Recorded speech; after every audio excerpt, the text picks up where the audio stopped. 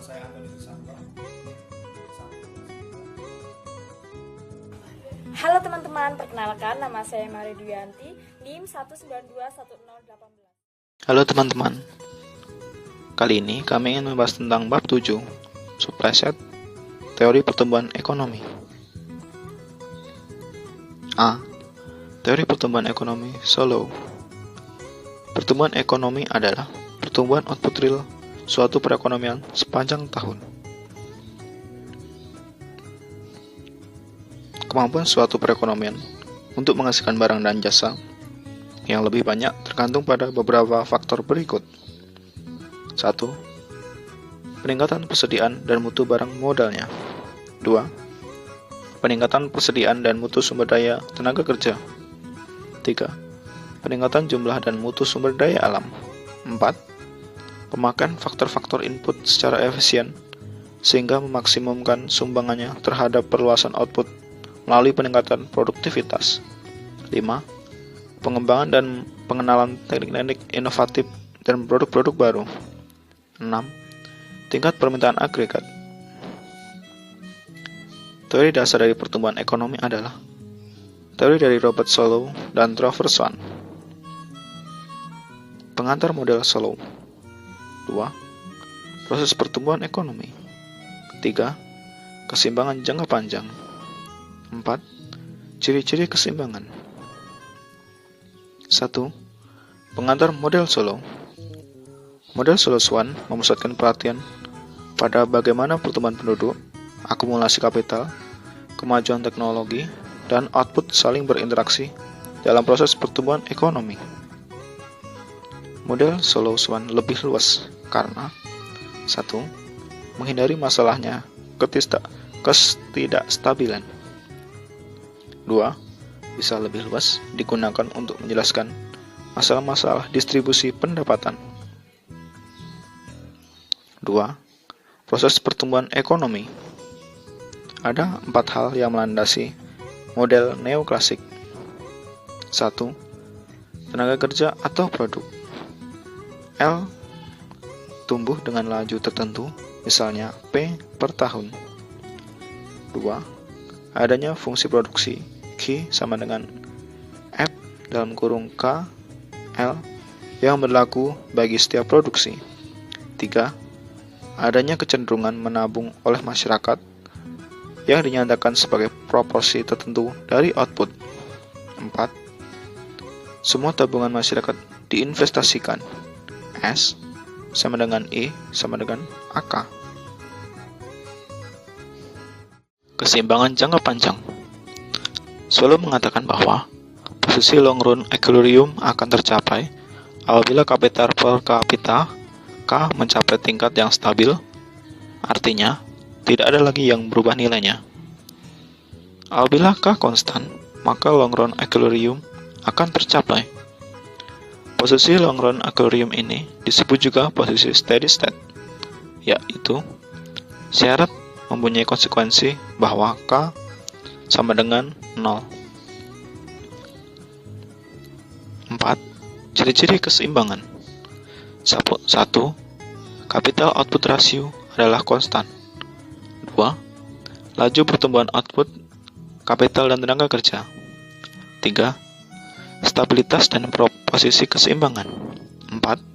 Imbalan yang diterima oleh masing-masing. 5. Pertumbuhan produktivitas yang dipengaruhi oleh kemajuan teknologi.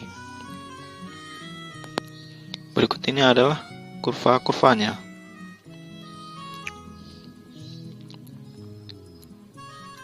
Dan ini adalah kurva perubahan dalam model Solow. B. Teori pertumbuhan ekonomi endogen. Ahli teori pertumbuhan endogen menekankan kebutuhan akan sektor swasta, institusi, dan pemerintah, dan pasar yang memelihara inovasi dan menyediakan perangsang untuk individu dan berdaya cipta. Endogenous growth theory. Berikut ini teori pertumbuhan baru. Pertumbuhan endogen. 1. Tumbuhnya model pertumbuhan baru. 2.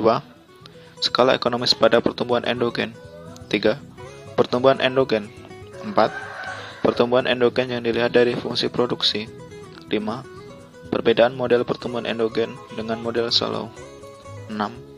Sistem perekonomian pada endogenous. 7. Hasil dari pertumbuhan endogen para ekonom. Poin-poin utama dari pertumbuhan endogen sebagai berikut. 1. Tingkat kemajuan teknologi-teknologi tidak harus diambil sebagai penyampaian dalam suatu model pertumbuhan kebijakan pemerintah untuk selamanya. Menaikkan suatu laju pertumbuhan negeri, terutama jika mereka mendorong ke suatu tingkat yang lebih tinggi kompetitif di dalam pasar, dan suatu yang lebih tinggi tingkat inovasi. 2. Ada potensi yang dapat meningkatkan kembali dari tingkat yang lebih tinggi untuk penanaman modal. 3. Perlindungan hak milik dan hak paten dapat menyediakan perangsang untuk mulai bekerja. 4.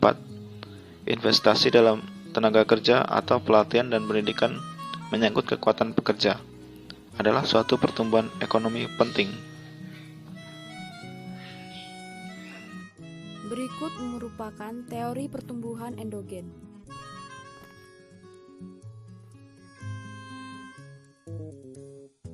C.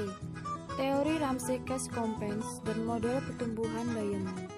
Baik model dari Ramsey-Cass-Companys dan model Diamond, keduanya dimaksudkan untuk memahami lebih jauh dinamika perekonomian agregat yang ditentukan pada level ekonomi mikro dengan asumsi bahwa tabungan adalah endogen dan dapat berubah setiap waktu.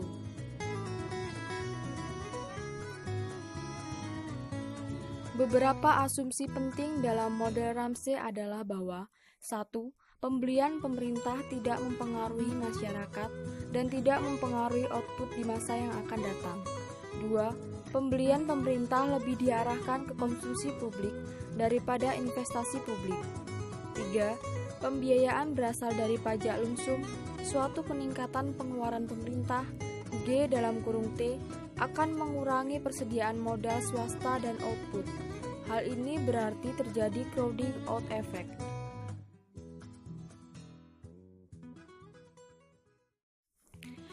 Kesimpulan yang dapat ditarik dari model Ramsey. 1. Besar kecilnya tabungan sangat ditentukan oleh perilaku rumah tangga sepanjang hidupnya. 2. Pengaruh kebijakan fiskal khususnya pembelian pemerintah justru mengurangi tabungan nasional dan persediaan modal yang pada akhirnya pertumbuhan output menurun.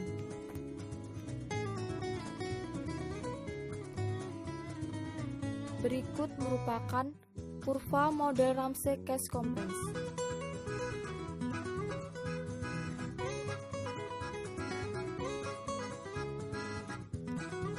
D. Research and Development Model. 1. Output dapat diproduksi dengan 3 input, modal atau K, tenaga kerja atau L, dan teknologi atau A. 2. Terdapat 2 sektor yaitu sektor R dan D untuk memproduksi tambahan persediaan pengetahuan dan sektor barang untuk menghasilkan output. Kedua sektor tersebut menggunakan fungsi produksi Cobb-Douglas. 3. Sebagian tenaga kerja digunakan dalam R dan D dalam kurung AL dan sebagian pula digunakan dalam sektor barang dalam kurung 1 dikurang AL. Sama halnya, sebagian model digunakan dalam R dan D dalam kurung AK. Sebagian pula digunakan dalam produksi barang dalam kurung 1 dikurang AK.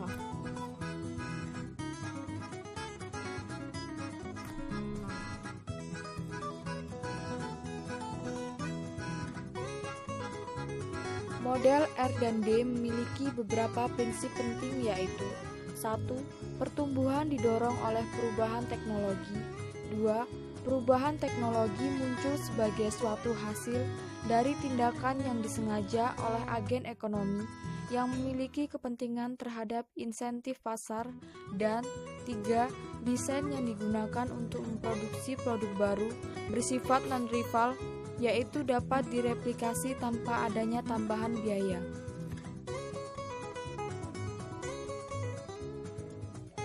Berikut merupakan dinamisme laju pertumbuhan pengetahuan ketika θ lebih kecil dari 1.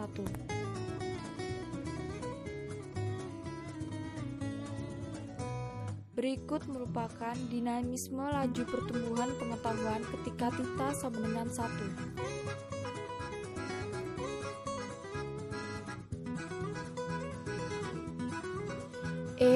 Korupsi dan pertumbuhan ekonomi.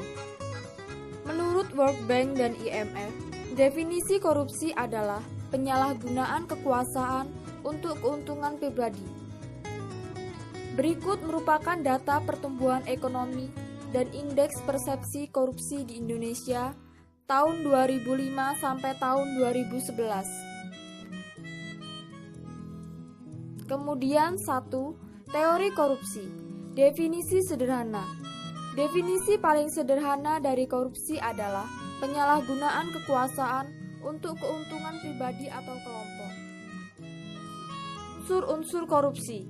1. Perbuatan melawan hukum. 2. Penyalahgunaan kewenangan. 3. Kesempatan atau sarana. 4. Memperkaya diri sendiri. 5. Orang lain atau korporasi. 6. Merugikan keuangan atau perekonomian negara. 2. Biaya korupsi. Biaya korupsi dapat diringkas menjadi 3 kategori. A. Pemborosan sumber daya. B. Penyimpangan alokasi. C. Kegagalan yang membawa, misal, korupsi membuat pemerintah kehilangan legitimasi. 3. Dampak negatif korupsi. Dampak negatif korupsi secara umum telah mengikis kemampuan lembaga pemerintahan yang ada karena adanya pengabaian prosedur, penyedotan sumber daya, dan adanya pejabat yang diangkat bukan karena faktor prestasi. Berikut merupakan daftar pustaka yang kami jadikan sebagai referensi dari PPT kami dan video kami. Sekian dan terima kasih. Bye-bye. Jangan lupa like, komen, dan subscribe.